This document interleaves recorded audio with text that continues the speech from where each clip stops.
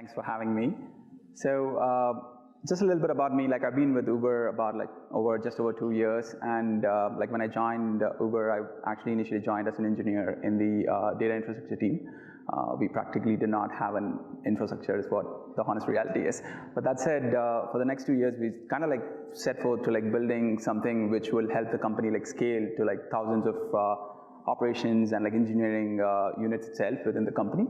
And most recently, I actually I moved on to work on like Ride Experience, which is more like a product team, which leverages the data infrastructure I helped build and kind of take human insights and build product experience with it.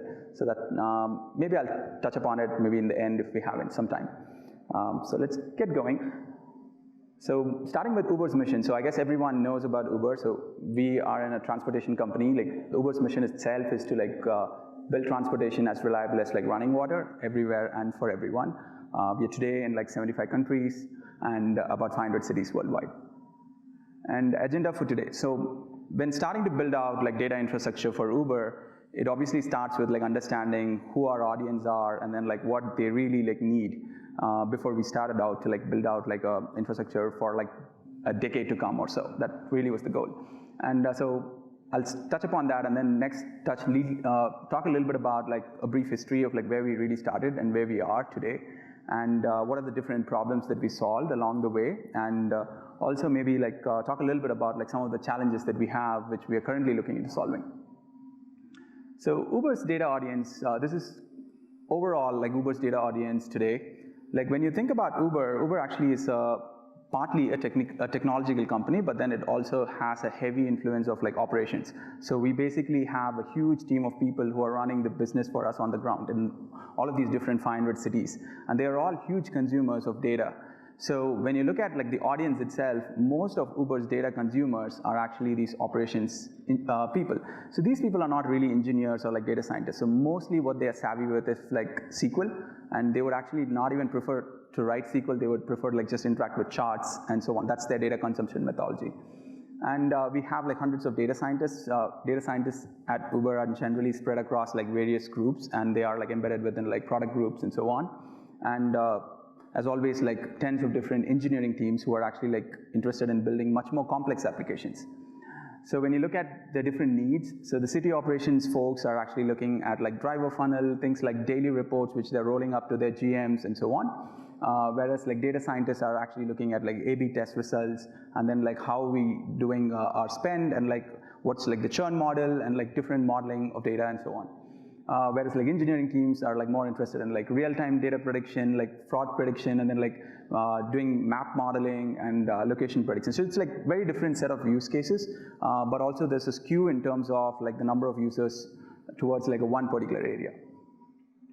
So here's how Uber's infrastructure kind of started when I came into Uber, and for the scale at which we are running at that point, this was something that actually worked. So it wasn't, I wouldn't say it was like a bad architecture. So we were using HP's Vertica as a data warehouse solution, and we were selectively like moving data from like our production's online sources, basically like some Postgres databases and like MySQL sharded databases into Vertica.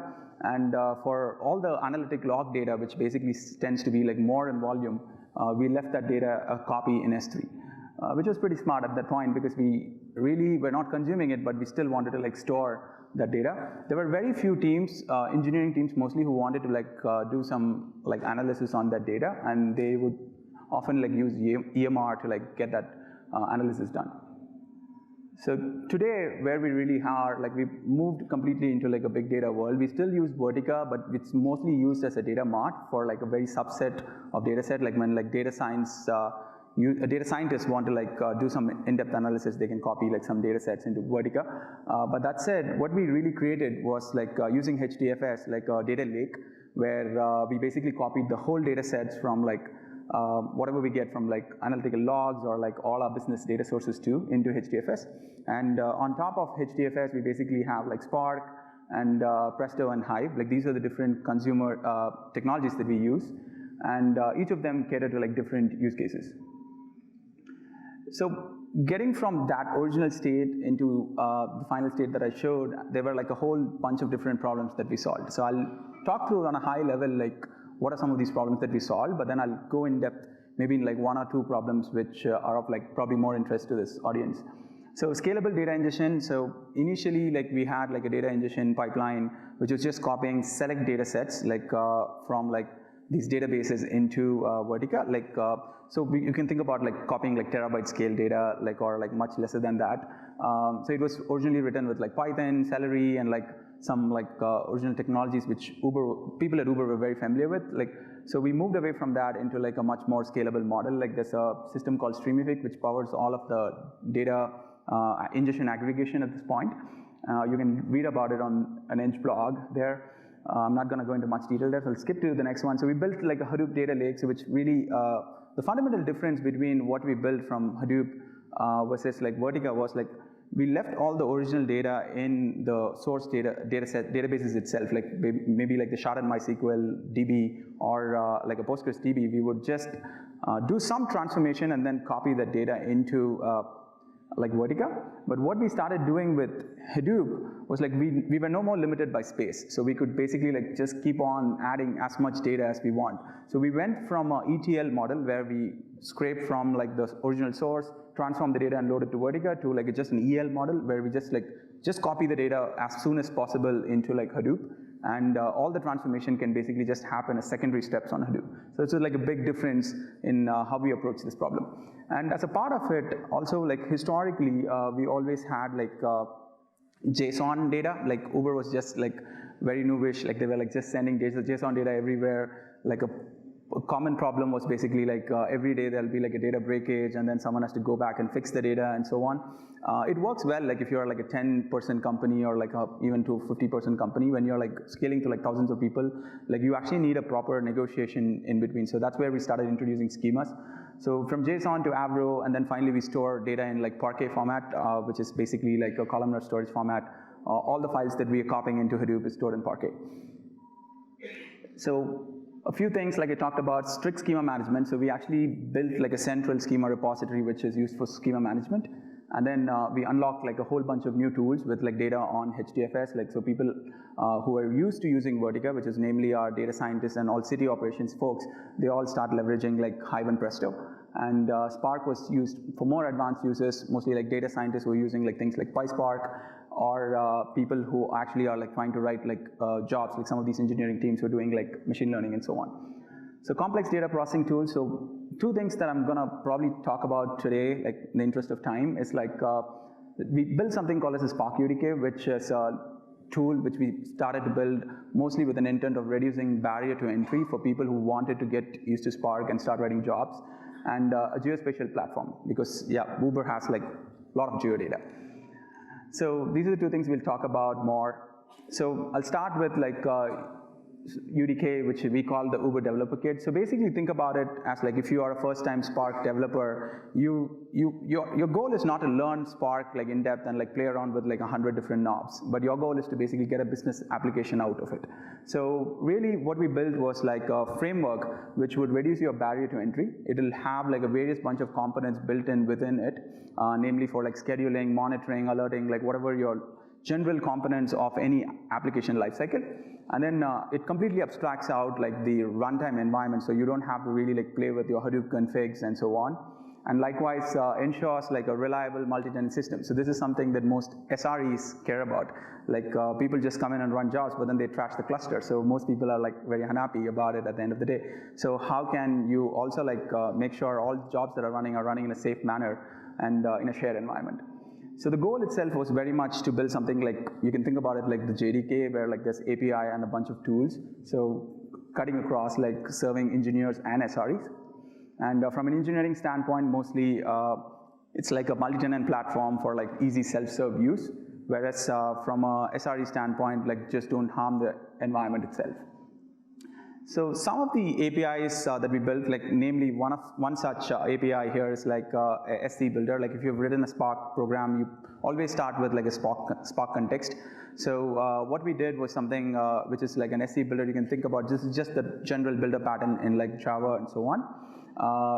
what it tries to do is like it encapsulates all the cluster environment variables itself. So it's automatically like predetermined, and like we take whatever the SREs approve and actually like pass that along as the default variables. Like, so you do have levels to override, but this is a good, nice way to like for engineers to start building their applications. And another big thing that we also like were investing in was data dispersal. So Uber had like so many different ways of consuming data.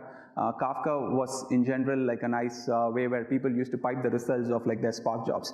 But often cases, what they do is like they hit Kafka hard and bring Kafka down because they're trying to like actually send data from like 100 executors or so on in Spark.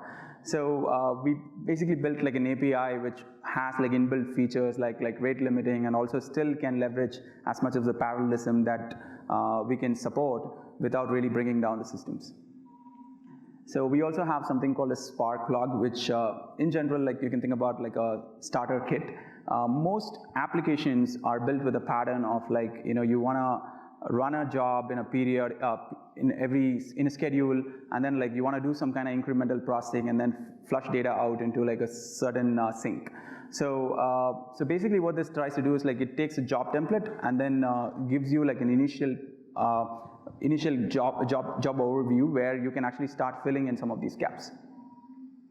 So some future work that we currently have planned is in the side of like mostly on SREs.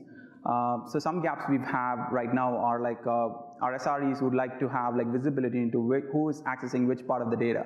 So all of these are really useful from an auditing standpoint. So we actually are like investing in some of those efforts there. Another thing that's been asked widely by our engineers are like integrations into also like monitoring systems where like can I actually like push data into like something like Graphite and then start consuming that data. So geospatial processing. So this is another big area of interest within Uber. Most people and data scientists who are trying to consume data are in some form writing or interacting with geospatial data. So some examples of like what people would like to do is, if you think about it, like these are some of the common methods that people use. They often want to find out like if a point is within a particular area, which is you can generally say like is a car within this particular city, or like tell me all the different points that are present in that particular area, so which is find all cars in this particular area itself. And the other problems are like overlaps. So if you think about it, like one of the things that people were using in China to really like, so Uber used to run this incentive program in China, and people are trying to game it. So they used to always have like similar trips simulated from their various different devices. So what we did was actually like try to find an algorithm where we can actually like find similarities, trip similarity, and then flag users. So this is a problem that actually came up a bunch of times.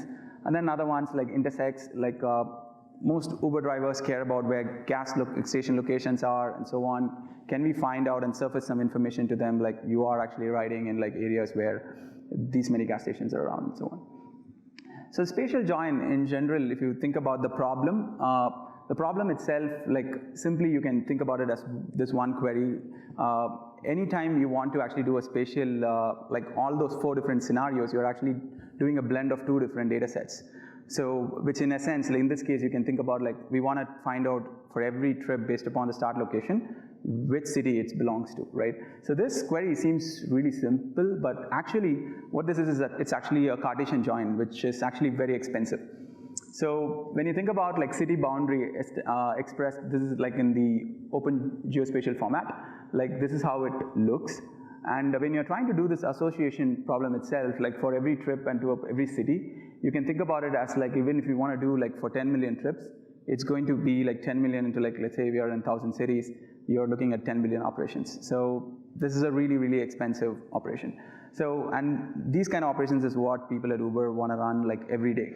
So what we did was come up with a solution to like build generated UDFs, which will actually avoid some of these cross joins and also like leverage indexes.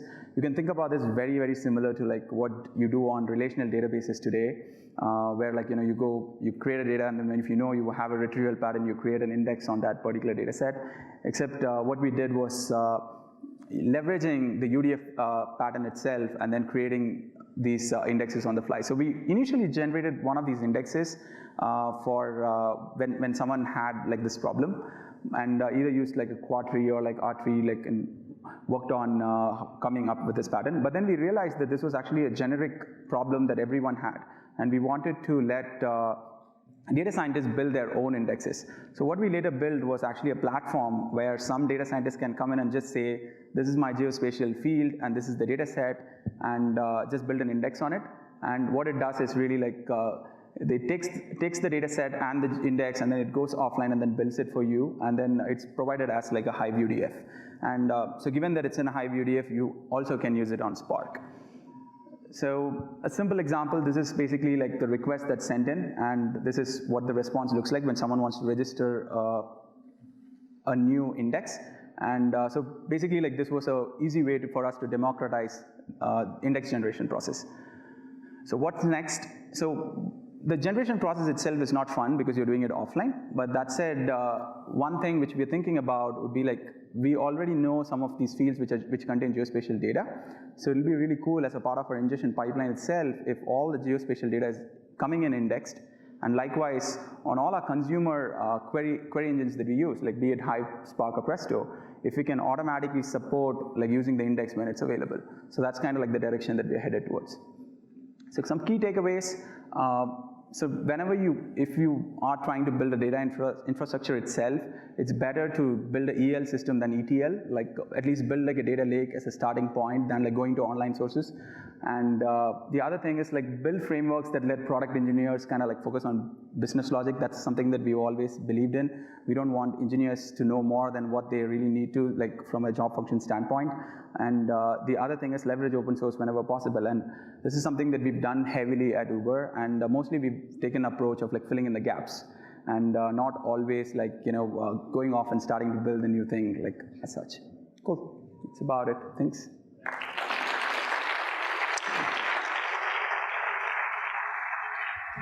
Great, thank you. I love the deep dive into the infrastructure. That's awesome. It's funny because the term data lake has become this thing that people just use an example of what not to do in the sort of Fortune 1000 world, because fundamental idea is that if you put like all your data into one big repository, then nothing happens. But I guess this proves that it works as long as you have all the analytics on top. And is that how you guys think about it? Did you build a data lake first and then the next layer, or did everything happen at the same time? So I think that the way we thought about it was we initially actually like just started with some of the data sources that we really care about. So we didn't really do the data lake first. Obviously, like I mean, we wouldn't have gotten buy-in from management to doing that, like because like like solve one problem first. But that said, I think what happened was organically we were trying to collect data, and it immediately became this point where like we were storing transforms of data. It really started hurting us at some point where like every time you needed to, like, let's say fetch a new column or like fetch a new data set itself in a different form, you have to go back to the online source. And one of the problems is also like at certain scale, it's very expensive to go back to the online source and get data. Like imagine you're gonna copy like petabytes of data, right? Like and from like let's say like you have a sharded MySQL database with like petabytes of data, like that's not something that you can easily tail and retrieve that data quickly. So that's really where like the philosophy of building the data lake comes in. But yeah, there's definitely the cost of like, how do you make sure like you're not just storing random data. So one of the things I didn't talk about, but we also have is actually like we have basically like we have something called cost accounting chargebacks is what we call it. So we actually we have a lineage model where we try to figure out who is storing the data, and we actually kind of can go get a dollar amount of what we are storing. So it actually surfaces back in a sheet where like whenever someone asks us like why do you need more hardware or when you need data, this is really how our data space is being used, and this is like really the dollar amount different units are basically like spending on. So a natural extension here is like obviously there are cases when you won't need to store some of these data sets, so you can built in within this whole ingestion and ecosystem, you can actually set up like time to live or like at this point, or like you only want for some data sets store only the last 30 days and so on. So it's something that we don't have today but could be easily extended. Great, thank you. All right, we have time for maybe one question, if there is one. Otherwise, we'll just move on. Okay, so you'll be here after the event, all right? So if anybody wants to have a one-on-one conversation, please join Praveen right after this upstairs when we do cocktails and food. Thank you so much. Thank you.